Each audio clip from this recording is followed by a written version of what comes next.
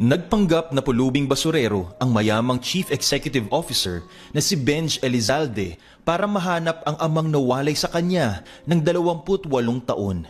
Dinala kasi siya ng ina niya noong 10 taong gulang siya sa United States para doon na manirahan. Kalaunan, hindi nagtagal ay bumalik siya ng Pilipinas dahil may sama ng loob siya sa kanyang ina. Nag-asawa kasi ng iba kaya nawalan siya ng gana. Nag-hire na ng private investigator si Benj pero wala pa ring nangyayari kaya siya na ang nagkusang gumawa ng paraan. Hindi siya titigil hanggat hindi niya nahahanap ang pinakamamahal na ama. Magtatagumpay kaya si Benj? Alas 9 ng umaga ay nasa loob ng opisina niya si Benj. Hinihintay niya ang private investigator na kinuha niya para hanapin ang kanyang ama. Excited na siya sa kung anong resulta at magandang balita na dala nito. Maya-maya lang ay bumukas ang pinto at pumasok ang lalaki, si Austin. "Good morning, sir!" Nakangiting bati ni Austin. Ngumiti naman si Benj. "Have a seat. Kamusta? May lead na ba kung nasa ng papa ko?" Tanong ni Benj. Umiling ang lalaki, kaya napabuntong hininga na lang si Benj dahil alam niyang masamang balita ang dala ni Austin ngayon. "Pasensya na, sir. Wala kaming nahanap na Rico Elizalde. Kahit hinalughog na namin ang lugar na sinasabi mo. Kahit kapangalan man niya ay wala talaga eh. Naisip ko na wala nang ganung pangalan kasi baka wala na o di kaya ay tumira na sa ibang lugar," sagot ni Austin. Napahinga ng malalim si Benj at napasandig sa kanyang swivel chair. Napahilot siya ng kanyang sentido. Kaya nga hanggang ngayon ay parang may kaunti pa rin siyang tampo sa ina niya kasi kung hindi siya dinala sa ibang bansa ay magkasama pa rin silang dalawa ngayon ng ama. "Sige lang, salamat sa serbisyo pero kung sakaling makahanap kayo ng lead sa ibang lugar, sabihan niyo lang ako, dodoblehin ko yung bayad," sabi ni Benj. "Okay sir," nakangiting sagot ni Austin. Ibinigay na niya sa lalaki ang bayad nito bago ito lumabas ng opisina niya. Nang mag-isa na lang si Benj ay malungkot na malungkot ang kanyang pakiramdam at sobrang dismayado niya. Nakapamulsa siya ngayon na nakatayo malapit sa salamin niyang dingding habang nakatingin sa buong syudad. "Nasaan ka na ba kasi, Papa? Kung kailan okay na ang lahat ay saka naman kita hindi makikita. Sinunod ko ang lahat ng payo mo sa akin noon. Na huwag munang mag-asawa hanggat hindi nakapagtapos ng pag-aaral. Tinupad ko lahat ngayon pero parang kulang pa rin dahil wala ka." Bago pa tumulo ang luha sa mga mata ni Benj, ay pinahid na niya ito agad. Ayaw niyang maging emosyonal. Gusto niyang magpakatatag at huwag mawalan ng pag-asa. Kung ang iba na hindi nakakasama ang ama ay hindi na maghahanap, pero iba siya. Kahit ganoon ay sobrang thankful niya rito kasi kung wala ito ay wala din siya ngayon. 2 linggo ang nakalipas ay napagpasyahan ni Benj na siya na lang ang gumawa ng paraan para mahanap ang kanyang ama. Naglalakad siya ngayon na nakadisguise bilang isang pulubing basurero na may daladalang maruming sako na kasing dumi ng suot niyang damit. Iindahin na lang niya dahil mas importante sa kanya ngayon na mahanap ang kanyang ama. Gabi na ay nasa labas pa rin siya, nagpapalakad-lakad at tinitignan ang bawat sulok ng buong lugar. Pinauwi na niya ang kanyang driver pagkatapos siya nitong ihatid dito. Dito sila banda nakatira noong kabataan niya at ilang oras din talaga ang biyahe kung saan ang bahay na tinitirhan niya ngayon. Nasa loob ng kanyang bulsa ang litrato ng papa niya pati kanya noong 9 na taong gulang pa siya para naman may ipapakita siya kapag nahanap na niya ito. Maya-maya lang ay biglang napakunot ang noo ni Benj nang makarinig siya ng parang namimilipit sa sakit nang makadaan siya sa isang madilim na iskinita. Sumilip siya doon at nakita niyang pinagtutulungang bugbugin ang isang batang lalaki. "Hoy! Bawal ang ginagawa niyo!" sigaw ni Benj. Kaya natigil ang mga binatilyo na binubugbog ang isang bata nang makita siya. Dali-dali nagsipulasan ang mga ito at tumakbo ng ubod ng lakas. Dinaluhan naman niya ang nakahiga sa semento na bata. Nang nakita niya ito at nalukot ang mukha na puno ng pawis. "Salamat po kuya. Buti na lang dumating ka. Mamatay na yata ako sa bugbog ng mga yun," sabi ni Joel. "Ano bang atraso mo sa mga yun?" tanong ni Benj. Napangiwi pa ang batang lalaki nang tulungan niya itong makatayo at inakay niya palabas ng eskinita. "Siningil ko lang naman po sa utang nila sa akin. Bigla na lang nagalit at binugbog ako. Naiiling na sagot ni Joel. Nakaramdam ng awa si Benj sa bata dahil puno ng pasa ang mukha nito at putok pa ang magkabilang labi nito. "Sino naman ang mga yun?" tanong ni Benj. "Batang kalye po, nagaya ko. Ang laki ng katawan pero hindi marunong magbanat ng buto. Sinanay ang sarili sa utang at paghingi. Hindi na nahiya," sagot ni Joel. Nalaman niya na Joel pala ang pangalan ng bata. Kaya raw ito naging batang kalye ay iniwanang mag-isa ng magulang sa bahay at hindi na binalikan hanggang ngayon. "Alam mo, magsikap ka lang at kumita ng maayos. Maasensyo ka rin sa buhay mo, Joel," sabi ni Benj. "Opo, kuya. Siya nga pala. May pera ka pa po ba dyan? Gutom na po kasi ako eh," untag ni Joel. "Oo, bumili ka doon ng kanin at ulam. Wala pa din akong hapunan at nagugutom na rin ako. Hihintayin kita sa plaza at sa katubig din. Huwag mo kakalimutan ha," sabi ni Benj. "Opo, Kuya Benj. Saglit lang ako," sagot ni Joel. Pagkatapos niyang bigyan si Joel ng pera ay tumakbo na ito palayo sa kanya. Siya naman ay naglakad-lakad papunta sa plaza at naghanap ng pwedeng maupuan. Babalik din siguro si Joel. Nasa mukha naman ng batang yun ang kabaitan. 1,000 yung pinadala niyang pera kasi wala siyang barya. Nagdala siya ng pera kasi hindi naman pwedeng gutumin niya ang kanyang sarili. Ang ingay ngayon sa plaza. Maraming mga taong nagpunta rito ngayon, may pamilyang kumakain, mga batang nagtatakbuhan, at ang iba ay nagkakantahan, saka nagsasayawan. Kitang-kita ni Benj ang tuwa sa mukha ng mga ito.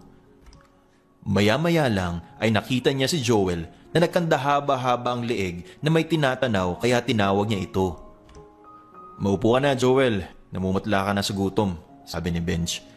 "Dinamihan ko ng kanin at ulam para mabusog talaga tayo. Pero may sukli pa yung pera mo," nakangiting sagot ni Joel. "Sa'yo na yung sukli para may pambili kang pagkain," nakangiting sabi ni Benj.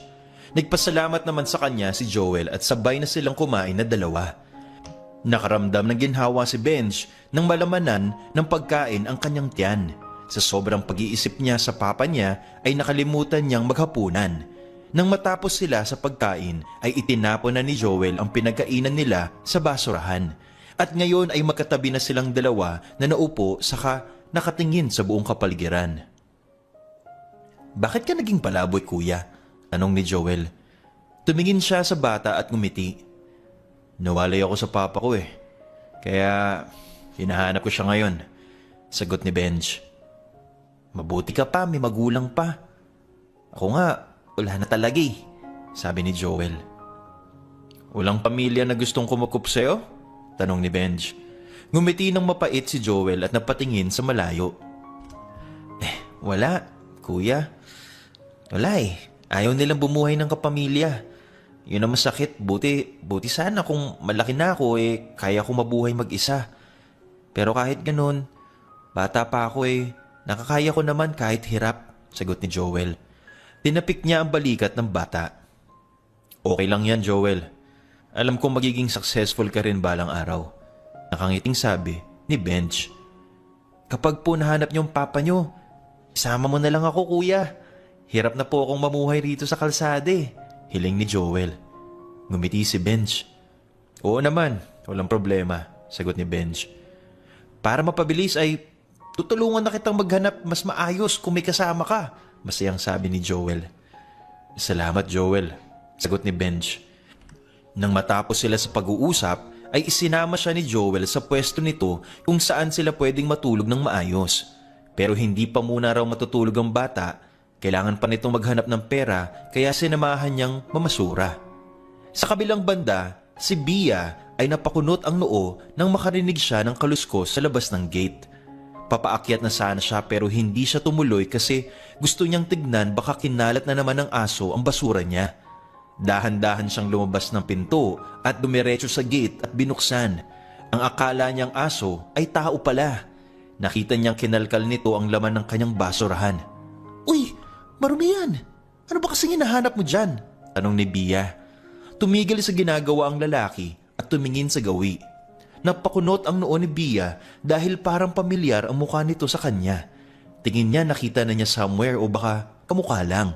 Kahit madumi ang mukha nito ay kitang-kita pa rin ang taglay na kagwapuhan ng lalaking ito. Tinutulungan ko lang ang kaibigan ko ng mga lakal, pasensya na, sagot ni Benj. Okay lang pero kasi madumi yan. Ano bang hinahanap niyo dyan? Tanong ni Bia. Plastic, bote, at karton daw sana, nakangiting sagot ni Benj. Natigilan naman si Bia dahil sobrang puti at pantay ang ngipin ng pulubing basurero na to. Bibigyan na lang kita. Marami ako dito sa loob ng bahay basta huwag ka ng mga lakal dyan, sabi ni Bia. Ngumiti naman ang lalaki at nagpasalamat sa kanya. Iniwan na muna saglit ni Bia ang lalaki sa labas ng gate para kunin ang plastic sa bodega nila. Bigla siyang nakaramdam ng awa sa lalaki kaya umakyat siya ng hagdan at dumiretso sa kanyang kwarto para kumuha ng bagong kumot sa mga damit. Naghanap siya ng spare tote bag na doon niya isinilid ang mga gamit.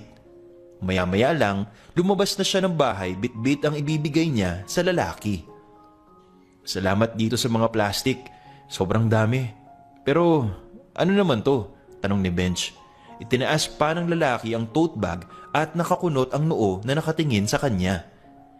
Mga damit at kumot para sa'yo, nakangiting sagot ni Bia. Ah, salamat, sabi ni Benj. Makalipas ang ilang minuto ay nakatingin lang si Bia sa papalayong lalaki. Habang si Benj ay nakangiti habang naglalakad, magandang babae at saka mabait siguro. Naawa ito sa kanya dahil sobrang dumi niya. Kinabahan pa nga siya kanina kasi parang kilala siya nito pero hindi naman niya ito nakadaupang palad noon. Nang magkasalubong silang dalawa ni Joel ay sobrang lapad ng naging pagngiti at tinulungan siyang kargahin ang lagayan ng mga plastic container. Ano pa yung iba mong dala, kuya? Tanong ni Joel. Ngumiti si Benj nang maalala niya ang dalaga kanina. Damit at kumot daw. Bigay ng babae doon sa malaking bahay na napuntahan ko, sagot ni Benj. Mabait pala yung may-ari kaya binigyan ka, nakangiting sabi ni Joel. Oo, at maganda pa, sagot ni Benj. Uy, parang crush mo yun ah, komento ni Joel. Ngiti naman ang ngiti si Benj kasi parang nahulaan ni Joel. Ewan ko sa'yo, naiiling na sabi ni Benj. Maya-maya lang ay inaya na siya ni Joel na umuwi na sila sa tutulugan nila ngayong gabi. Napapangiwi pa si Benj dahil kanina pa siya naiinitan. Sobrang lagkit na ng kanyang nararamdaman. Dala-dala pa rin niya ang kanyang sako. Hindi niya ito nilagyan ng basura dahil may laman itong underwear niya na baka madumihan. Sa isang abandonadong gusali pala sila napadpad at natuwa si Benj nang may nakita siyang tubig na nakasilid sa malaking drum. Nang tignan niya ay malinis naman pero yun nga lang, tubig ulan. Okay na din ito kaysa sa hindi makaligo, mas lalo siyang mangangati. Bago naligo si Benj ay tinitigan niya muna ang bigay ng babae sa kanya. Kumot at damit nga. May kasama pang pajama kaya napangiti talaga si Benj. Magiging okay ka lang ba rito, kuya? Tanong ni Joel. Oo naman, nakangiting sagot ni Benj. Mas mabuti na nga rin ito dahil may makakasama siya sa nakakalungkot lang din naman kung mag-isa. Kapag nahanap na niya ang kanyang ama ay isasama niya ito sa bahay niya si Joel at papaaralin para naman gaganda ang buhay nito. Kawawa kasi kung iiwanan niya rito. May pinagsamahan naman sila kahit na papano. Pagkatapos maligo ni Benj ay nagbihis na siya. Napangiti siya biglang nang maamoy niya ang pabango na nakadikit sa damit na bigay ng babae sa kanya. Parang yakap-yakap niya ito kung tutuusin. Tiyak na makakatulog siya na mahimbing ngayong gabi. Naku, ang gwapo mo pala kuya. Para kang artista sa telebisyon. Namanghang komento ni Joel. Pero hindi ako artista ha. Pulubi nga ako, basurero pa, sagot ni Benj. Gwapong pulubi at basurero, nakangising sabi ni Joel. Maya-maya lang ay natulog na silang dalawa dahil gabi na rin at inaantok na siya. Kinabukasan, samantalang si Bia ay nagising dahil sa lakas ng ingay ng kasambahay nila na si Rose. Hindi niya alam kung ano ang hinahanap nito kaya dahan-dahan siyang bumangon at nag-unat ng katawan. Ba't ba ang ingay mo, Rose? Tanong ni Bia. Sumimangot ang babae nang makita siya. Yung mga plastic na nasa bodega na wala. Gagamitin ko sana yun eh, sagot ni Rose. Napakagat labi si Bia. Siya ang salarin kung bakit nawala yun. Ibinigay ko yun kagabi sa namamasurang gwapong pulubi, sabi ni Bia. Pinandilatan siya ni Rose. Akin yun eh. Bakit mo binigay sa iba? Nadala ka na naman sa pagiging gwapo, naiiling na sagot ni Rose. Pero gwapo talaga yung pulubi, Rose. Nakita mo ba yun minsan na nagagawi rito? Sabi ni Bia. Umiling si Rose. Ewan ko sa'yo. Hindi pa ako nakakakita ng gwapong pulubi dyan sa labas, sagot ni Rose. Napasimangot na lang si Bia. Wala talagang saysay kausap itong si Rose. Moody. Parang napakalaking kasalanan ng ginawa niya. Plastic lang naman yun. Hindi na pinansin ni Bia ang nagdadabog na si Rose. Bagkus ay bumalik na siya sa kwarto para maligo at pumasok sa trabaho. Supervisor siya sa isang hotel na ilang taon na rin nagmula nang makapagtrabaho siya doon. Paglabas niya ng gate ay tumingin sa buong paligid si Bia at may hinahanap ang kanyang mga mata. Umaasa siya na sana ay makita niya ulit ang lalaking yun tapos malaman ang pangalan nito. Maya-maya lang ay huminga ng malalim si Bia at pumasok sa loob ng kanyang kotse saka pinahururot palayo. Bandang gabi, habang si Benj ay hinihintay ang pagbalik ni Joel, inutusan kasi niya itong bumili ng mga pagkain na babaunin nila ngayon. Mag-uumpisa na silang maghanap sa papa niya. Sana hindi siya matagalan sa paghahanap para maging payapa na ang isipan niya at puso. Maya-maya lang ay dumating na si Joel, sobrang lapad ng naging ngiti habang bitbit ang supot na may lamang pagkain. Saan ba tayo unang pupunta, Joel? Tanong ni Benj. Nabanggit sa kanya ng bata na namumukaan daw nito ang papa niya. Pero gaya daw nila, naging pulubi na lang kaya nakaramdam siya ng pagkakabahala. Pinakitaan kasi niya ng litrato ng ama niya si Joel kaya sinabi nito sa kanya dati. Sa may bakery po yun, kuya. Titignan natin kung tumatambay pa siya dun, sagot ni Joel. Kinakabahan si Benj. Hindi niya alam kung ano ang madadatnan nila doon. Sana mahanap na talaga niya ang papa niya. Makalipas ang ilang minuto ay binaybay na nilang dalawa ang gilid ng highway. Nakasunod lang si Benj kay Joel. Humihinga siya ng malalim dahil hindi maalis-alis yung kaba niya. Pagdating nila sa sinasabing bakery ni Joel ay napatingin sa buong paligid si Benj. Bawat sulok ay tinitignan niya pero dismayado siya nang umiling ang bata sa kanya. Anong sabi na magtanong ka sa tindera?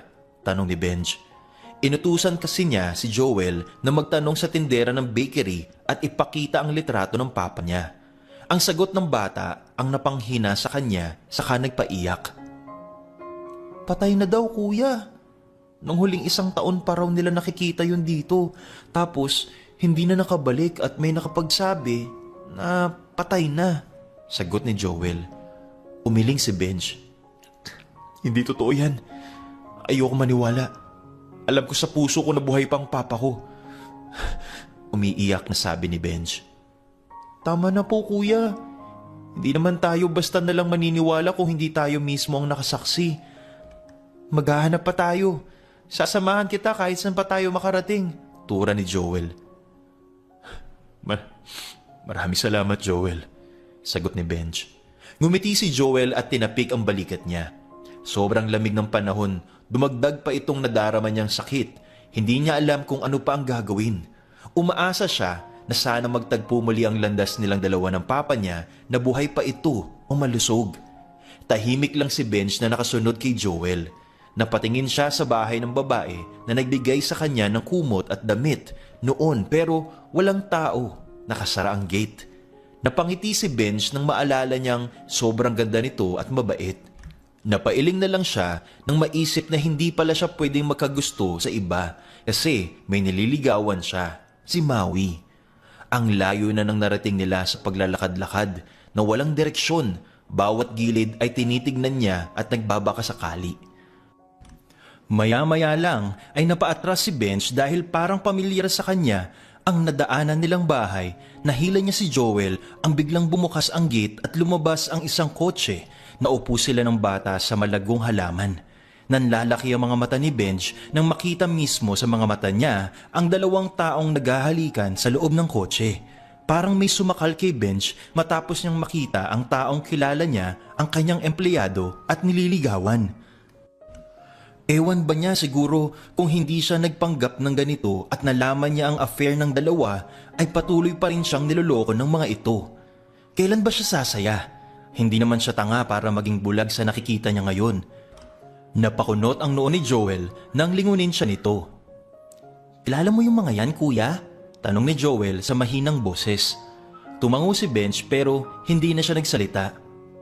Tara na, uwi na lang kaya tayo. Sa susunod na lang tayo maghanap, saad ni Benj. Hindi na kaya ng power niya ang magpatuloy. Nanghihina na siya, gusto niyang magpahinga, kotang-kota na siya ngayong gabi.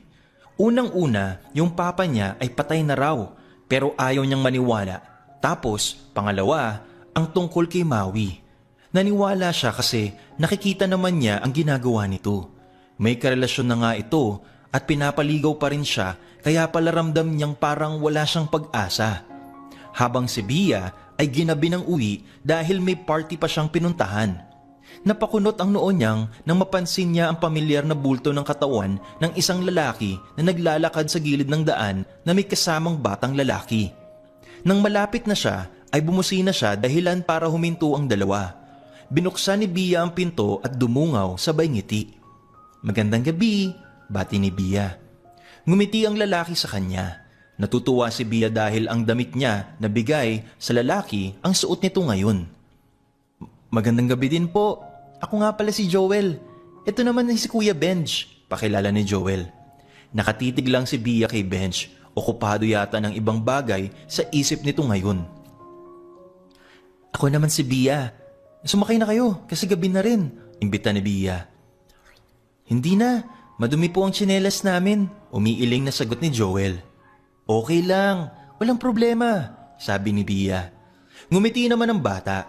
Maya-maya lang ay nagmamaneho na si Bia. Malayo pa ang bahay niya mula rito. Ang layo naman ang napuntahan ng dalawang ito. Nang may madaanan silang nakabukas pa na kainan, ay inihinto ni Bia ang kotse niya sa gilid. Bakit po? Untag ni Joel. Ngumiti si Bia sa bata. Kakain na muna tayong saglit. Gutom na kasi ako. Hindi na ako makaabot ng bahay sagot ni Bia. Nakita niya na tumingin si Joel kay Benj na tahimik pa rin. Sige po, sabi ni Joel. Makalipas ang ilang minuto ay naglalakad na sila papasok sa loob ng kainan. Nakasunod lang sa kanya ang dalawa at naghanap sila ng pwedeng maupuan. Mabuti na lang may bakante pa. Tumingin sa kanya si Benj at nag-half smile pagkaupo nila kaya ngumiti din siya rito. Okay ka lang? Tanong ni Bia. Oo naman. Pasensya na. May iniisip lang kasi ako sagot ni Benj. It's fine. Sige na. Pili na kayo ng pwede niyong kainin, sabi ni Bia. Tumango naman si Benj at hinila nito si Joel papunta sa estante ng mga ulam. Nagulat si Bia kasi may inilapag si Benj sa kanya ng ulam pati kanin. Ako nang kumuha para sa'yo. Nagustuhan mo ba? Tanong ni Benj. Ngumiti si Bia. Oo, salamat. Sagot ni Bia. Maya-maya lang ay kumain na silang tatlo. Pasimple naman kung tumitig si Bia kay Benj na nakayuko lang habang kumakain. May itsura talaga ang lalaking ito kahit sa ang anggulo tignan. Sayang lang naging pulube. Gusto nga niyang why he end up like this. Makalipas ang isang oras sa loob ng kainan ay lumabas na sila ng sabay pagkatapos ni Bia magbayad. 2 linggo ang nakalipas samantalang si Benj ay hindi pa rin nawawala ng pag-asa na isang araw ay sana mahanap niya ang kanyang ama. Napapagod man ay hindi niya iniinda dahil ginagawa niya ito para sa papa niyang gusto niyang makasama ulit. Ngayon pa lang ay gusto niyang sisihin ang kanyang ina. Dati naman kasi ay pwede nilang isama ang papa niya sa ibang bansa. Pero bakit hindi ginawa? Yun ang gusto niyang malaman mula rito. O baka naman naghiwalay na nga ang mga ito kaya sila umalis? 8:00 na ng gabi ay naisipan ni Benj na lumabas ng tinulugan nila at bumili ng soft drinks kasi nauuhaw siya. Kanina patulog si Joel sa kabilang bahagi ng building na malapit lang sa kanya kaya hindi na niya ito ginising. Nakahinga ng maluwag si Benj nang mapansin niyang may bukas pang tindahan sa kabilang bahagi ng daan kaya dahan-dahan siyang tumawid papunta doon. Tapos nang magbayad si Benj at sinipsip na niya ang straw ng soft drinks niya nang bigla na lang siyang binangga ng kung sino. Nakanganga na lang siya nang mapatitig sa mukha ng lalaki na bumangga sa kanya. Papa? Ikaw nga! Bulalas ni Benj. Pero napakunot ang kanyang noo nang mapansin niyang walang reaksyon ito sa kanya at wala ang pamilyar na tingin. Hindi kita kilala. At wala akong anak, sagot ni Rico. Hindi na iwasan ni Benj na tumulo ang kanyang luha sa naririnig. Agad na hinabol niya ang papa nang dali-daling lumayo na parang walang nangyari. Hindi mo ba ako namumukaan? Huminto na muna. May ipapakita ko sa yung picture mo, sabi ni Benj. Huminto naman ito kaya dali-daling kinapa ni Benj ang bulsa kung nadala ba niya o wala. Mabuti na lang, lagi niyang inilagay sa loob ang litrato nito. Nang nasa kamay na niya ito, ay inabot niya sana sa papa niya pero hindi nito tinanggap. Tinignan lang saka umiling. Hindi ako yan. Sino ka ba ha? Iniistorbo mo ko. Tura ni Rico. Nalaglagan ang luha sa mga mata ni Benj nang bigla siyang itulak nito dahilan para mapasalampak siya sa sahig. Papa naman, ako nga ito, anak mo. Bakit ka naman ganyan? Miss na kita. Gusto kitang makasama. Hindi mo man lang ba ako namumukaan? May resemblance nga tayo eh. Umiiyak na saad ni Benj. Huwag kang susunod. Masasaktan ka talaga sa akin. Pananakot ni Rico. Naipikit na lang ni Benj ang kanyang mga mata sabay tayo. Sinusundan na lang niya ng tingin ang papalayong ama. Ang sakit sa part niya bilang anak na hindi na niya kilala nito pero hindi niya ito susukuan hanggang sa makilala siya nito. Maya-maya lang ay laylay ang mga balikat ni Benj na bumalik kung nasaan si Joel. Tulog pa rin ito hanggang ngayon kaya bumalik na siya sa pagkakahiga at tahimik na umiyak. Kinabukasan ay nakunot ang noon ni Joel na nakatingin sa kanya kaya tinaasan niya ito ng kilay. Bakit namamaga yung kilay mo kuya? Tanong ni Joel. Umiling si Benj. Umiiyak ako kagabi Joel. Dahil nakita ko ang papa ko dun sa may tindahan. Sagot ni Benj. Talaga po? Ang galing naman. Masayang sambit ni Joel. Napahinga ng malalim si Benj. Pero masakit kasi hindi niya ako kilala eh. Sagot ni Benj. Nagka-amnesia ba siya? Nakakunot ang noo na tanong ni Joel. Hindi ko alam Joel. Pero hindi ako titigil hanggat hindi ko nalalaman kung anong nangyayari sa kanya. Sagot ni Benj. Hindi na nagsalita si Joel, bagkus ay dinamayan siya nito at niyakap ng mahigpit. Sa sumunod na linggo, habang si Bia naman ay day off niya sa trabaho, kaya naisipan niyang magwalis sa labas ng gate dahil madaming dumi isang hapon. Habang nakayuko siya, ay hindi niya namalaya na lumapit sa kanya ang isang may edad na lalaking pulubi. Pagtingala niya ay napakunot ang kanyang noo dahil akala niya ay si Benj kasi parang may resemblance ang mga ito pero magkaedad lang sila ng lalaking yun. Napailing na lang si Bia nang maisip bakit may pamilyang pinapabayaan ang ibang miyembro ng pamilya na tumira na lang sa kalsada. Wala naman yatang puso ang mga yun. Napansin ni Bia na parang galing pag-iyak ang may edad na lalaki dahil humihingos ito tapos namumula ang mga mata. Magandang umaga. Pahingi sana ng pagkain. Nagugutom na ako eh. Please lang, sabi ni Rico. Mag-isa lang siya rito sa bahay kasi day off ang kasambahay niyang hindi matino kausap. Sige, sa loob na lang po tayo para makaupo ka ng maayos, sagot ni Bia. Umiling ang may edad na lalaki. Dito na lang ako. Kasi madumi ako eh, sabi ni Rico. Naku, okay lang po talaga. Walang problema sa akin, sagot ni Bia. Ngumiti naman ito sa kanya, pati yung pagngiti ay pamilyar. Magkapamilya yata ang dalawa. Maya-maya lang ay kumain na sa kusina ang may edad na lalaki tapos si Bia ay umakyat siya ng kwarto para kumuha ng damit para sa bisita niya.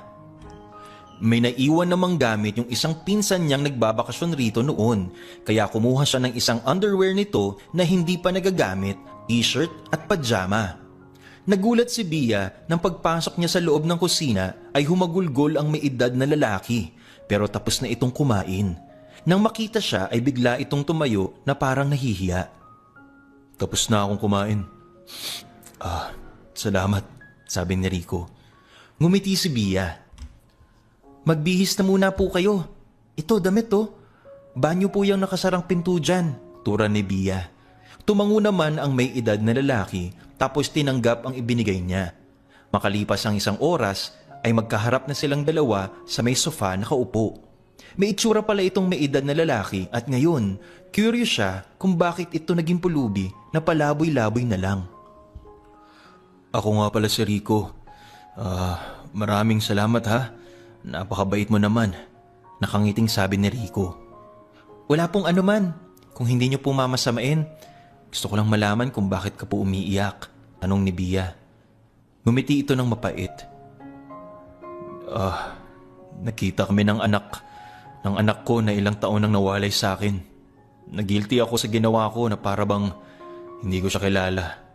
Hindi ko maintindihan kung bakit naging kagaya ko siya na sa kalsada na lang nakatira. Madumi at parang walang direksyon ng buhay, sagot ni Rico.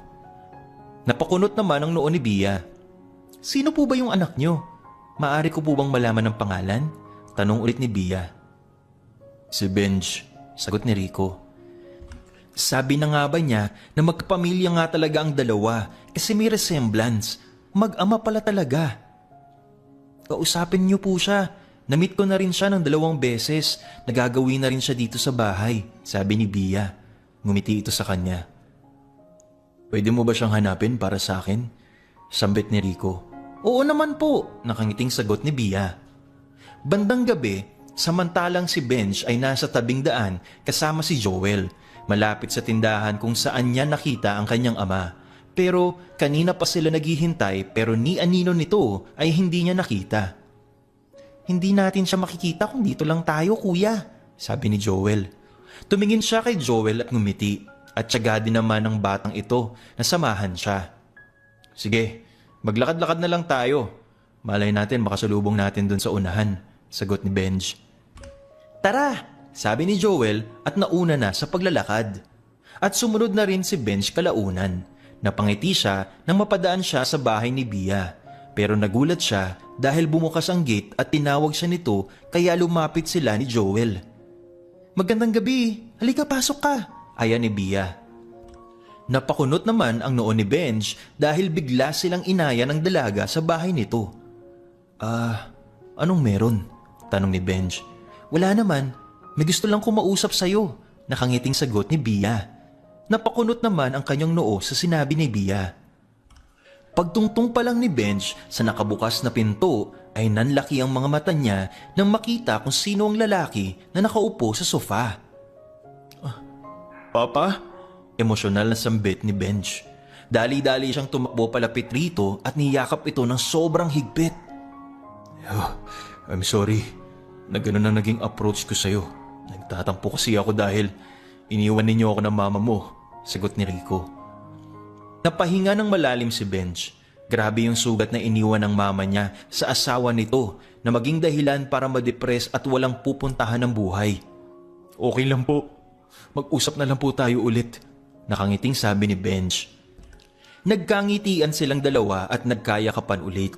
Maya-maya lang ay tumayo na silang dalawa tapos nakatingin ang papa niya kay Bia. Maraming salamat, Bia. Sana magkita pa tayong muli, tura ni Rico. Wala pong anuman. Nandito lang naman ako palagi sa bahay. Punta lang po kayo, nakangiting sagot ni Bia. Nagkausap sila saglit ng dalaga at sinabi nito kung paano nakilala ang papa niya.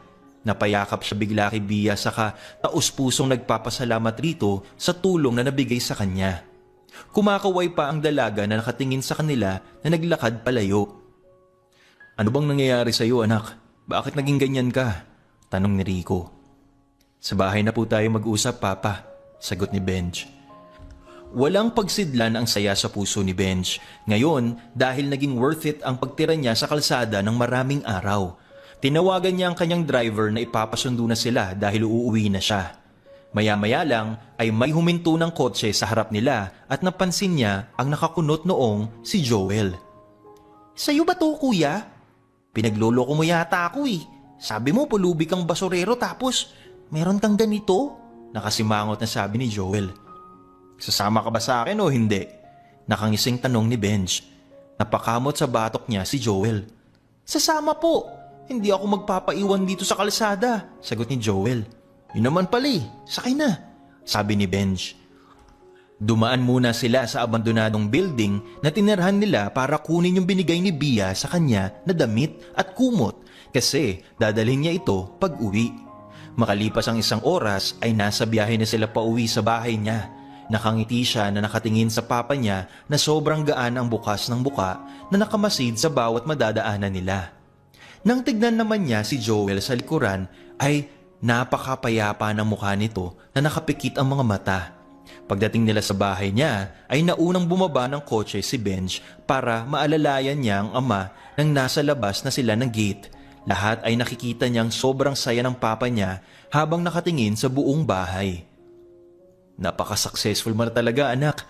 Masaya ako para sa iyo sa mga narating mo sa buhay, nakangiting sabi ni Rico. Ngumiti si Benj at inakbayan ng papa niya. Sinunod ko lang ang lahat ng magagandang payo mo sa akin noon, papa.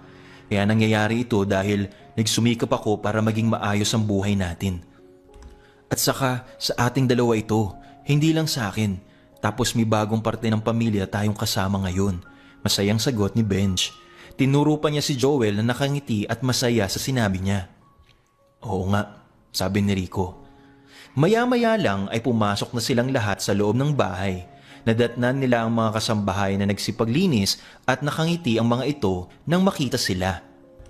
Sinamahan niya ang papa niya sa magiging kwarto nito, tapos isinama niya si Joel sa tutulugan din nito mula ngayon. Nakita niyang inilapag ng bata ang dala nitong backpack, tapos ay biglang tumalon pahiga sa kanya. Kapag nabalian ka ng buto, tutuluyan kita, sabi ni Benj. Napayuko naman si Joel. Pasensya na po kuya. Masaya lang po ako, naiiling na sagot ni Joel. Natawa na lang ng malakas si Benj at inakbayan ng bata. Ano ka ba? Biro lang naman yun, nakangising sabi ni Benj. Makalipas ang ilang minuto ay biglang nagulat si Benj nang yakapin siya ng mahigpit ni Joel at humihikbi ito. Salamat po kuya, hindi na po ako sa kalsada titira. Promise po hindi po ako magiging pasaway, tutulungan ko po kayo, saad ni Joel. Napangiti naman si Benj. Walang anuman, Joel. Mabuti kang bata. Ang gusto kong mangyari sa buhay mo ngayon ay makapag-aral hanggang kolehiyo nang may diploma. Okay? Tura ni Benj. Opo kuya, tura ni Joel. Isang linggo ang nakalipas ay bumalik sa opisina si Benj. Ang papa niya ay nasa bahay lang. Gusto niyang makapagpahinga muna ito ng mahaba-haba kasi hindi biro ang naging buhay nito at napagdaanan.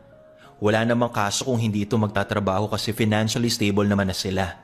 Si Joel naman ay kasama niya ngayon sa loob ng opisina na naglilinis ng sahig. Pinupunasan yung mga alikabok kasi gusto daw nitong makatulong habang hindi pa ito nag-aaral.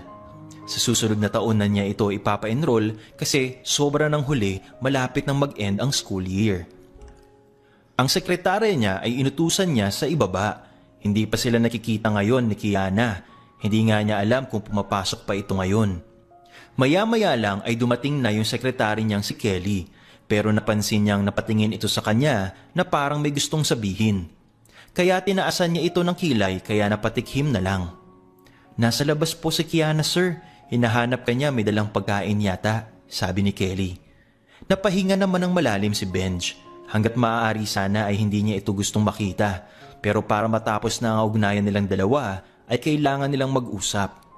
Nang makapasok si Kiana ay napansin niyang napanganga si Joel pero sumenya siya ritong wag maingay. Ngisi pa ng ngisi sa kanya ang babae. Mabait lang pala ito sa kanya kapag nakaharap. Pero behind closed doors ay nakakapanloko. San ka ba galing? Namiss kita, nakangiting tanong ni Kiana. Lalapit sana ito sa kanya sabay halik pero umiiwas siya kaya napansin niyang nakanganga ito. Maupo ka, kailangan natin mag-usap. And I want an honest answer, sagot ni Benj. Tahimik lang na nakiramdam si Joel kaya sinenyasan niya itong lumabas na muna. Nang makalabas ang bata ay hinarap niya si Kiana at napansin niyang namumutla ito. What is it? Sabi ni Kiana. Hindi ito mapakali sa inuupuan. Anong relasyon mo kay Ruben Dizon? Tanong ni Benj. Hindi nakaimik si Kiana sa gulat sa naging tanong niya. Wala. Magkaibigan lang kami. Magkasama kami sa trabaho. That's it, sagot ni Kiana. Sumeryoso ang mukha ni Benj. Hindi lang pala lalaki ang mahilig mang reason kahit na bisto na pati din pala babae. One time, nakita ko kayong dalawa na naghahalikan sa loob ng kotse at sa labas pa mismo ng bahay mo. Ganun na palang turingan ng magkaibigan ngayon kaysa sa nagliligawan. Ura ni Benj. Natuod sa kinauupuan nito si Kiana, namumutla na parang nahuli sa akto. "That's not true," sagot ni Kiana sa mataas na boses. "Aamin ka ba o papaalisin ko kayong dalawa rito at hindi na makakapag-apply sa iba?"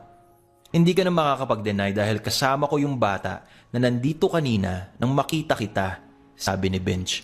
Napayuko na lang si Kiana nang tignan niya at laylay ang mga balikat nito. "I'm sorry." "Oo, may relasyon kaming dalawa," naiiling na sagot ni Kiana. "Okay, lumabas ka na rito sa opisina ko," sabi ni Benj. Kaya nagmamadaling lumabas ng opisina niya si Kiana at bumalik na rin si Joel. Lumapit ito sa kanya at tinapik ang balikat niya para damayan siya. "Okay lang po yan, kuya. Huwag nang malungkot kasi gwapo tayo eh. Makakahanap pa rin po tayo ng ibang babae na matino," saad ni Joel. Napangisi na lang si Benj. "Bakit naman nakikisali ka?" tanong ni Benj. "Siyempre, lalaki din ako, kaya nakikisimpatya ako sa'yo," sagot ni Joel.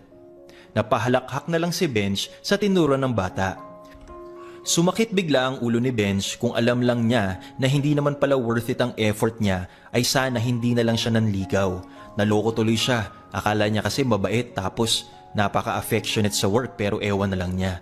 Isang linggo ang nakalipas habang si Maureen ay nagtaka kung bakit hindi na napadaan si Benj at Joel dito sa bahay niya. Parang gusto niyang makita ulit ang mga ito. Bibigyan ng tulong tapos mag-uusap sila kasi nakakatuwa sila. Siguro nag-iba na ng ruta pero umaasa pa rin si Bia na magkikita pa silang muli ng lalaki. Napakunot ang noo ni Bia nang mapansin niyang nag-vibrate ang kanyang cellphone kaya agad niya itong kinuha sa loob ng bulsa ng bestida niyang hapit sa kanyang katawan. Si Ruben ang tumawag sa kanyang third cousin kaya agad niya itong sinagot dahil baka may kailangan. "Bakit, Ruben?" tanong ni Bia. Narinig pa niya ang buntong hininga nito sa kabilang linya.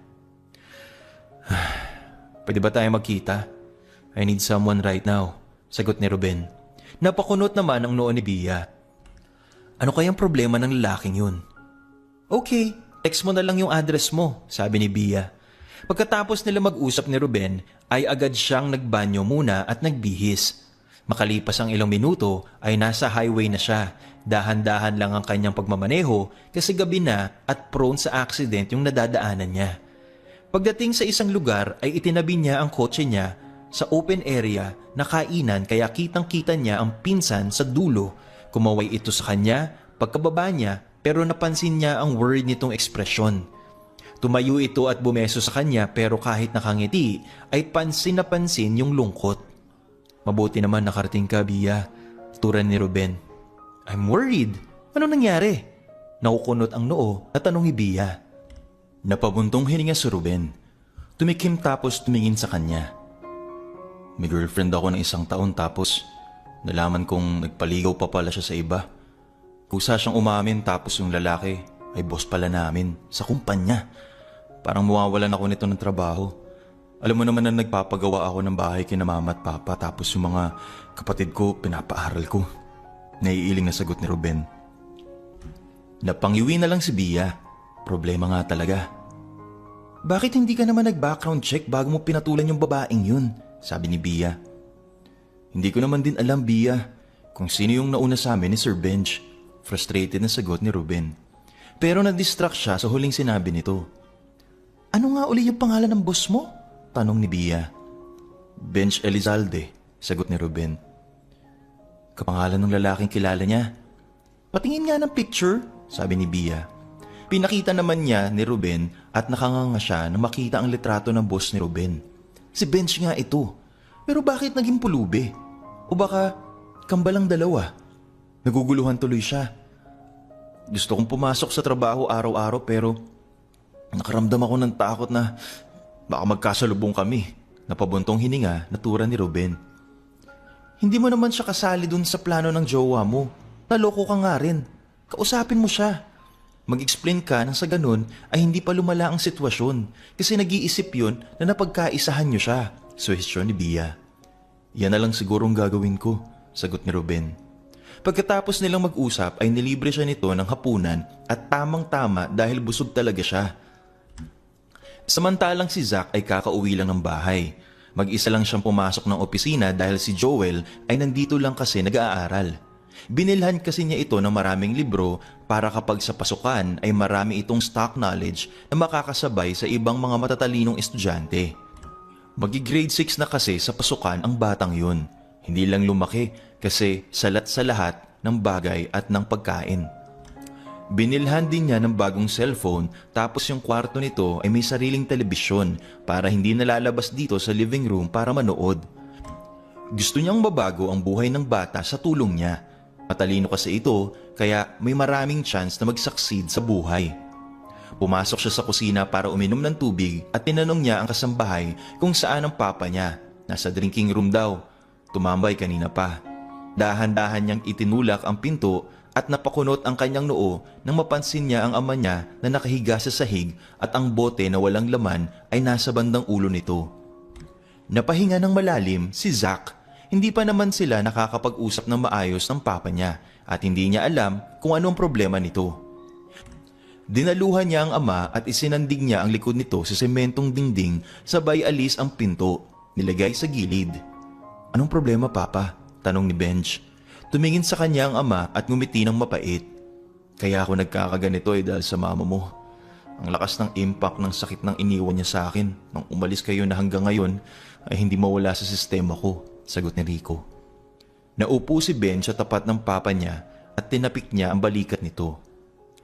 "Masaya na si mama ngayon, papa. At sana ikaw rin," sabi ni Benj.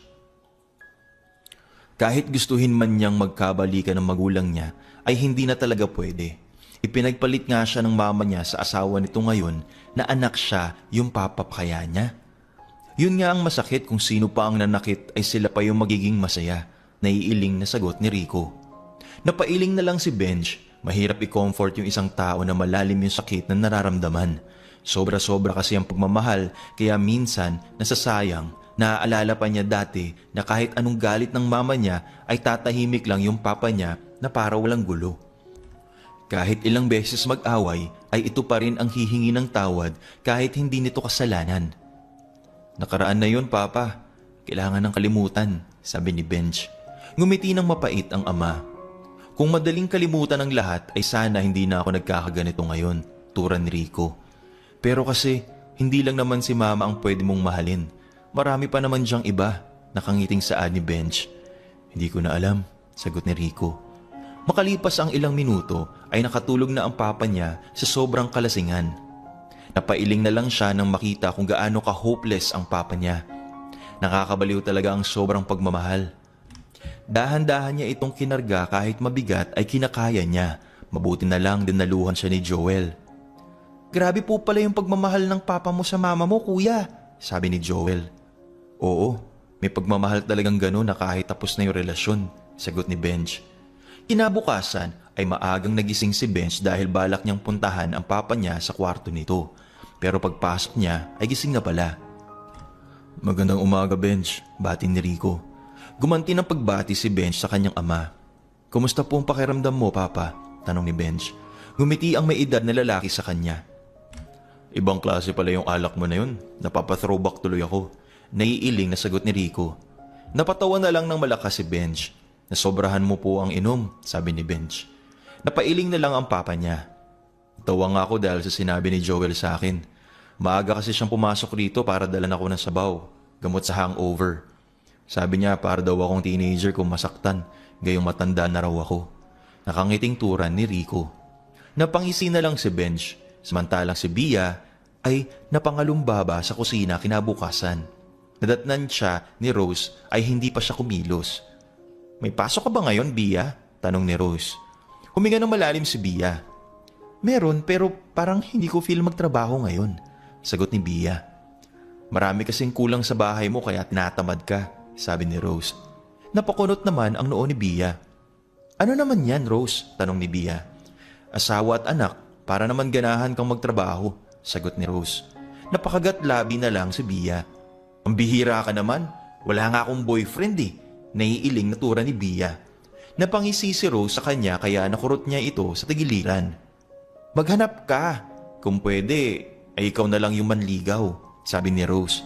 Napangiwi na lang si Bia para namang lumabas na atat na talaga siyang makipagrelasyon gayong hindi pa naman siya tumutungtong ng 30. Balak kong mag-file ng leave at magbakasyon. Baka gusto mong sumama, Rose. Aya ni Bia. Ngumiti si Rose sa kanya. Sorry ha, may date kami ng mister ko sa susunod na araw na lang kita masasamahan, sagot ni Rose. Umikot ang mga mata ni Bia. Ikaw na yung may mister. Hindi ko pa nga sinasabi kung kailan eh, reklamo ni Bia. Tawa naman ng tawa si Rose sa kanya. Sa mga sumunod na araw ay tumambay sa labas ng bahay niya si Bia at nagbabaka sakali na baka puntahan siya ni Benj ngayong alam na niya ang buong pagkatao nito ay panigurado ay hindi na yun babalik sa kanya. Isang linggo ang nakalipas ay nasa loob ng opisina si Bia. Sa isang travel agency kasi siya nagtatrabaho. Napakunot ang noon niya dahil sa sinabi ng kasama niya na may naghahanap sa kanya sa labas, hindi naman din siguro customer. Bakit hindi man lang pumasok sa loob para maharap niya agad? Pero tumayo na lang din si Bia dahil baka may importanteng kailangan sa kanya. Laking gulat niya nang paglabas niya ng pinto ay ang nakangiting si Benj ang nakita niya. Napanganga sa isip si Bia dahil sa kagwapuhang taglay ng lalaki. Kumakabog ang dibdib niya at hindi niya maintindihan kung bakit bigla na lang nagkaganito. Bakit mo nalaman kung saan ako nagtatrabaho? Nakangiting tanong ni Bia. Pero mas nagtaka siya nang iabot sa kanya ni Benj ang dala nitong bulaklak pati na rin 3 paper bag sabay ngiti. Pasensya na kung naistorbo kita, Bia. Galing ako sa bahay mo kanina. Nagkataon namang papaalis si Rose kaya isinabay ko na lang. At siyang nagsabi na dito ka nagtatrabaho, sagot ni Benj. Salamat. Okay lang naman. Akala ko kung customer yung naghahanap sa akin, sabi ni Bia. Ngumiti si Benj sa kanya. Gift ko yan para sa'yo. Sana magustuhan mo. Pasasalamat ko yan dahil mabait ka sa mga taong walang-wala sa buhay. At ako mismo ang naka-witness nun. Pasensya ka na kung napaniwala ka talaga. Pero ginawa ko lang yun para mahanap si Papa. Nakangiting sagot ni Benj. Naku, okay lang yun, sabi ni Bia. Maya-maya lang ay hindi pa rin makapaniwala si Bia na bago umalis si Benj ay umakap muna ito sa kanya na parang close silang dalawa. Kinahapunan ay nasa gate pala siya ay napansin na niya ang mga ngiti ni Rose sa kanya. Sabi mo wala kang boyfriend. Pero sino naman yun si Benj? Tanong ni Rose. Kaibigan ko, agarang sagot ni Bia. Dahil yun naman talaga ang totoo. Okay, ang sweet naman niyang kaibigan. Pero in fairness sobrang gwapo. Tapos ang linis at mabango. Gusto ko magkaroon ng ganun, komento ni Rose. Bakit yung mister mo ba madumi? Hirit ni Bia. Kaloka, panira ka naman ng moment dyan, nakasimangot na turan ni Rose. Napangisi na lang si Bia na may kasamang halakhak. 3 linggo ang nakalipas ay magmula nang pumunta si Benj sa kung saan siya nagtatrabaho ay nasundan na yun hanggang sa naging close na silang dalawa. Kung hindi sila magkasama ay tawagin silang dalawa o di kaya magbabad sa chat hanggang madaling araw.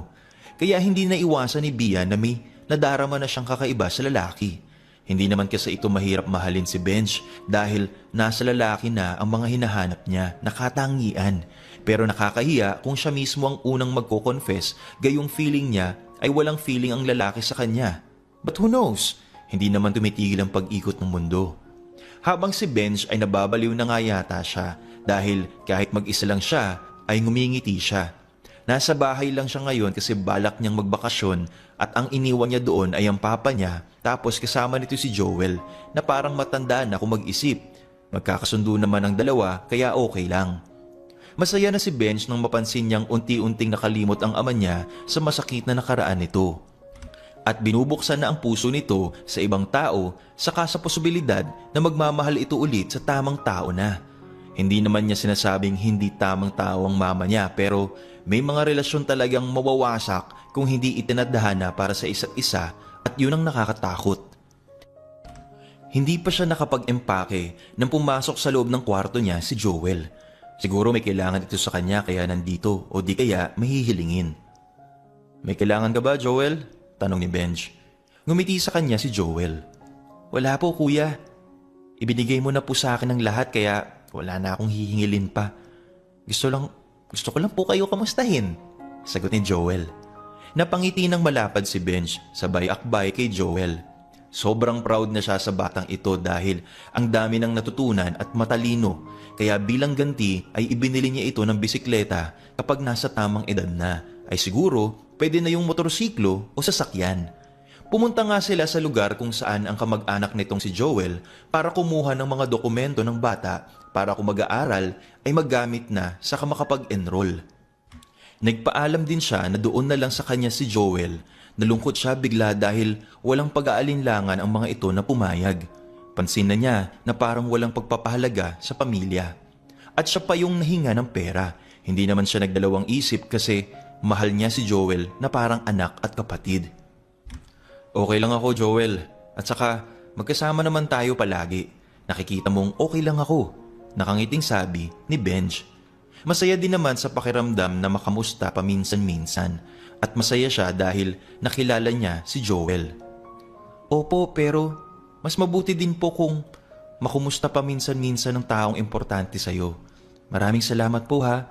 Sobrang laking bagay po ang magkaroon ng matatawag na tahanan at pamilya. Napansin mo naman din po na hindi ako mahal ng kamag-anak ko.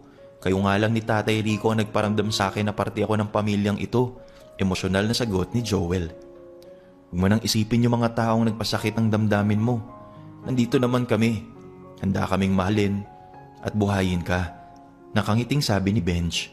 At niyakap siya ng sobrang higpit ng bata. Ang dami pa nilang napag-usapan ni Joel hanggang sa tinulungan siya nitong mag-empake ng kaunting gamit. Habang si Bia ay tapos na sa paghahanda sa dadalhin niya. Masaya siya dahil sa wakas ay nagkaroon na siya ng kasama sa pagbabakasyon. Umiikot ang mga mata niya dahil nakanguso si Rose na nakatingin sa kanya parang may kaunting pagnanasa yata ito kay Benj. Alam mo, maganda naman ako. Sana man lang hindi ako nag-asawa ng maaga dahil marami pa palang yummy maliban sa mister ko. Naiiling na turan ni Rose. Napahalakhak na lang ng malakas si Bia sa sinabi ni Rose. Parang sising-sisiyang loka nang tignan niya ang reaksyon nito. Nang marinig niya ang busina ng kotse ni Benj sa labas ay naunahan pa siya ni Rose na naglakad. Nakasimangot na lang siya dahil hindi niya ito tinulungan sa dala niya kasi mas gusto nitong makita si Benj. May asawa ka na ba, Rose? Narinig niyang tanong ni Benj out of nowhere. Nakasimangot na lang si Bia nang napansin niyang kilig na kilig si Rose. Meron na, sagot ni Rose. Sayang, yung papa ko sana walang asawa, nakangiting sabi ni Benj. Naiiling naman si Rose. Napangisi na lang si Bia dahil tawang-tawa siya sa reaksyon ni Rose. Akala siguro nito ay si Benj ang naghahanap ng girlfriend. Yun pala ay ang papa ng lalaki. Guwapo naman din yun si Tito Rico ah, singit ni Bia sa usapan. Nagdadabog na pumasok ulit sa loob ng bahay ang babae. Nagtinginan silang dalawa ni Benj at sabay na nagkatawanan dahil sa reaksyon ni Rose. Let's go, sabi ni Benj.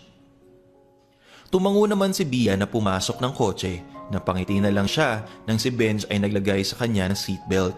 Nagpasalamat naman siya pagkatapos. Makalipas ang isang oras ay bumabiyahe na sila papunta sa isang beach resort. Matagal na niya itong gustong gawin pero mag-isa lang naman siya, mabuti nang sinamahan siya ni Benj. Salamat Benj ha, dahil sinamahan mo ako magbakasyon. Nakangiting turan ni Bia. Ngumiti sa kanya si Benj at yung puso niya ay bigla na lang lumundag sa sobrang tuwa. Walang anuman, deserve ko din ng ganito, sagot ni Benj. Nang wala na silang mapag-usapan na dalawa ay tumahimik na si Bia. Siya nga pala, akala ko isasama mo si Joel, tanong ni Bia. Hindi ko pinasama dahil walang kasama si Papa sa office, nakangiting sagot ni Benj. Mabuti naman, nagustuhan niyang tumira dun sa bahay mo, sabi ni Bia. Umiling si Benj. Ayaw sa kanya ng kamag-anak niya. Hindi ko alam kung dahil sa hirap ng buhay o ayaw lang talaga nilang mag-alaga ng anak na hindi sa kanila. Mabait naman yung batang yun. Mas pabor sa akin dahil nagkaroon ako ng kapatid o anak sa katauhan niya. Masayang sagot ni Benj. Ngumiti din si Bia. Gusto din niyang magkaroon ng kapatid pero wala na siyang magulang kaya sa anak na lang siya babawi kung mag-aasawa siya. Makalipas ang isang oras na biyahe ay nakarating sila sa beach resort kung saan sila magsistay. Ang daming dumadayo sa lugar na ito kasi ang dami nang nakapark ng mga sasakyan sa labas. Pumasok na sila sa loob nang nakahanap na ng space si Benj na pwedeng maiwanan ng kotse. Naghanap sila agad ng pwedeng marentahang room. Mabuti na lang, may isa pang available, kaya lang for a couple naman. Wala silang choice, pangit kung sa labas matutulog si Benj, gayong siya naman ang nag-aya dito. Maya-maya lang ay nasa loob na sila at nag-aayos ng kanilang mga gamit. Okay ka naman siguro na dalawa tayo sa iisang kwarto? Untag ni Bia. Ngumiti sa kanya si Benj. No problem, it's spacious kaya pwede ako sa sahig kung hindi ka comfortable, sagot ni Benj. Tumango na lang si Bia. Hindi niya pwedeng hilingin na tabi na lang sila kasi sobrang nakakahiya. Pagkatapos nilang magbihis ay lumabas na sila ng room para kumain. Tamang-tama kasi nagugutom na rin naman si Bia, lalo na din si Benj kasi napapansin niyang kanina pa ito hawak ng hawak sa tiyan. Kung may dinaramdam ka or something, magsabi ka lang sa akin ha para matulungan kita, paalala ni Bia. Tumingin sa kanya si Benj at ngumiti. I'm fine, gutom lang to, sagot ni Benj. Tumango naman si Bia. Na makapag-order sila ay pumwesto sila sa tabing dagat. Masarap kumain at presko yung hangin. Hindi naman mainit kasi prevented naman ng araw. Hindi sila nag-uusap ni Benj dahil seryoso ito sa pagkain. Ang dami nga nilang in-order tapos hindi alam ni Bia kung mauubos nila ito. Habang gumunguyay, yung mga mata ni Bia ay nakatingin lang sa buong paligid at lahat ng mga nakikita niya ay pawang mga couple, lahat na sobrang sweet. Required ba talaga na kailangan magkarelasyon ang pupunta rito? Nakasimangot siya dahil nakakasakit sa mga ito ang sweetness ng lahat. Nang matapos sila sa pagkain ay nakangiti na si Benj ng sobrang lapad dahil busog na. Nakakawala pala ng mood yung gutom Panunukso ni Bia. Napangisi lang si Benj sa kanya. Pasensya na, gutom lang talaga ako, sagot ni Benj. Okay lang, walang problema, sabi ni Bia. Ngumiti naman si Benj at inakbayan siya. Ngayon ay nagpalakad-lakad na silang dalawa sa buhanginan, tahimik lang si Bia na nakikiramdam sa lalaki. Pagkatapos siya nitong akbayan ay hinawakan na naman nito ang kanyang kamay. Masaya kasama si Benj at magaan, hindi niya alam kung nasabi niya lang ito dahil sa mahal niya ito o sadyang napapansin lang talaga niya. Masyadong matulungin at mapagbigay sa kanya saka maawain sa mga mahihirap. May kaya sa buhay itong si Benj pero hindi hambog. Wala nga lang suot na kung ano-ano maliban sa relo na ginawang orasan nito. Okay ka lang? Nakatingin ka kasi sa akin, tanong ni Benj. Napayuko na lang si Bia na may kasamang pagkagat sa labi dahil nahihiya siyang nahuli nito na nakatitig. Ang gwapo kasi nito kaya hindi niya maiwasang wag mapatitig. Wala naman, sagot ni Bia. Kung may gusto kang itanong ay wag kang mahiya. Either bad or good, close naman tayo, sabi ni Benj. Wala akong itatanong, nakangiting sagot ni Bia. Nang gumabi ay sobrang ingay dito. May nagkakantahan, nagsasayawan, nagtatawanan ng lahat. Ang saya-saya nila, naririnig pa nga niya na parang may nag-iiyakan dahil iniwan ng kasintahan. Masakit din naman talaga ang maiwan pero at the end of the day ay makaka-move on din. Kaya nga minsan, naisip niya na nagsasayang lang siya ng panahon kung makikipagrelasyon siya na hindi naman magtatagal. Doon na lang siya sa sigurado siya kung para na yun sa kanya o hindi. Napaka-unpredictable kasi ng buhay. Hindi kailanman malalaman kung ano ang mangyayari sa future. Maya-maya ay napayakap si Bia sa sarili niya nang maramdaman niya ang sobrang lamig. Pareho silang walang suot na jacket ni Benj pero siya itong nilalamig sanay siguro sa hangin ng lalaki. Napailing na lang si Bia nang maramdaman niyang inakbayan siya ni Benj at ikinulong siya sa mga bisig nito. Kaya hindi na niya nararamdaman yung lamig ng hangin. Palagi ka bang pumupunta sa ganitong lugar, Bia? Sino naman yung kasama mo? Nakangiting tanong ni Benj. Tumingin siya sa lalaki. Ngayon lang ako nakapunta rito kasi wala akong maimbita, sagot ni Bia. Ganon? Wala ka palang kaibigan? Tanong ni Benj. Ngumiti si Bia. Marami akong kakilala pero parang si Rose lang yung nagtsatsaga sa akin, nakangising sagot ni Bia. Napatawa din ng malakas si Benj dahil sa sinabi niya. May mga tao talagang friendly, komento ni Benj. Kontento na kasi siya kung may isa o dalawa siyang nakakausap. Hindi naman kailangan na marami talaga. Nang lumalim na ang gabi at malamig na talaga ng sobra, ay naisipan na talaga nilang dalawa na pumasok na sa loob ng kwarto. Habang si Benj ay tahimik lang na tinatapunan ng tingin si Bia na nakaupo sa ibabaw ng kama, nagdadalawang isip siya kung anong pwede niyang gawin. Tatabi ba siya o sasahig na lang at maglalatag ng kumot? Wala pa namang spare bedding and blanket kaya malalamigan talaga siya kung ipipilit niya talaga. Dito na tayong dalawa sa ibabaw ng kama hihiga, Benj. Hindi naman pwedeng dyan ka sa sahig, sabi ni Bia. Hindi na umangal si Benj. Sinunod na lang niya ang sinabi ng dalaga. Dahan-dahan lang siya sa paghiga para hindi niya masanggi si Bia. Pero yung puso niya ay hindi tumigil sa pagkabog. Ganito siguro kapag kasama ang taong gusto o mahal, kaya nakaka-tense masyado. Good night, nakangiting sabi ni Benj. Good night din, sagot ni Bia. Nakatingin lang si Benj kay Bia na nakapikit na yung mga mata para matulog. Maya-maya lang ay hindi dinadalaw ng antok si Benj. Pabaling-baling lang siya sa kanyang higaan hanggang sa mag-umaga. Nauna siyang nagising kay Bia tapos ito ay naghihilik-hilik pa kaya hindi na niya ginising. Umaga pa lang ay sobrang ingay na sa labas. Tawanan na parang wala nang bukas. Nakakatuwa din pala paminsan-minsan mag-unwind din. Makalipas ang ilang minuto ay nakaupo na si Benj sa upuan at umiinom ng kape kasama ang ibang mga nagpunta rito. Maya-maya lang ay nagulat siya dahil papalapit na sa kanya si Bia na nakasuot na ng bathing suit. Mabuti na lang ay may roba para hindi masyadong revealing. Nang napansin niyang hindi nakatali ang bandang harapan ay siya na ang nagkusa. Anong gusto mo? Coffee or me? Pagbibiro ni Benj. Napangiti naman si Bia na humila ng upuan. Pwede bang both? Nakangiting sagot ni Bia. Napangisi na lang si Benj. Oo naman, anytime for you, tura ni Benj. Agahan ang in-order ni Bia. Nagugutom na ito dahil mamaya ay magsiswimming daw sila. Kumain na rin si Benj para hindi siya magutom. Mamaya, nang matapos sila, ay tumambay na sila sa gilid habang hindi pa mainit ang panahon. Magkahawak kamay kaming dalawa ni Bia at sabay na lumusong sa dagat. Mabuti na lang ay pareho silang lumangoy kaya nag-enjoy sila masyado, tawa sila ng tawa dahil naghahabulan sila. Humihingal pero gusto pa ring mahabol ang isa't isa. Tumigil lang silang dalawa nang mataas na ang sikat ng araw tapos ay hindi na kaya yung init. Sa sumunod na buwan ay mas lalong close sa isa't isa sina Bia at Benj. Masaya na si Benj dahil nahanap na ng papa niya ang pag-ibig na kayang magtiis at hindi nang iiwan. Kaya ngayon ay nasa simbahan sila para i-witness ang pag-iisang dibdib nito sa babaeng mahal nito ngayon. Hindi na umasa si Benj na darating ang araw na magkakaayos pa ang magulang niya. Lalo pa ngayon na nagkaroon na ang mga ito ng kanya-kanyang pamilya. Matagal na niyang tanggap na they're not made for each other. Masaya na rin siya para sa mga ito. Isang linggo ang nakalipas ay naghanda siya ng special na date para sa kanila ni Bia. Plano na niyang magtapat ng kanyang damdamin para maging peaceful na ang pakiramdam niya. Para saan ito? Tanong ni Bia. Ngumiti si Benj at hinawakan ang dalawang kamay ni Bia. Date nating dalawa. Siguro naman nagtataka ka na kung bakit naging extra sweet na ako sa'yo, lalo na kapag magkasama tayo, sagot ni Benj. Bakit nga ba?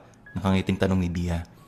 Alam niyang napapansin na ito ni Bia pero kailangan lang siguro ng confirmation galing sa kanya. Because I love you, sagot ni Benj. Ngumiti si Bia sa kanya. Alam ko, and I love you too, tura ni Bia. Masaya si Benj sa narinig. Ramdam nilang pareho, pero kailangan din talaga na sabihin para magkaintindihan silang dalawa.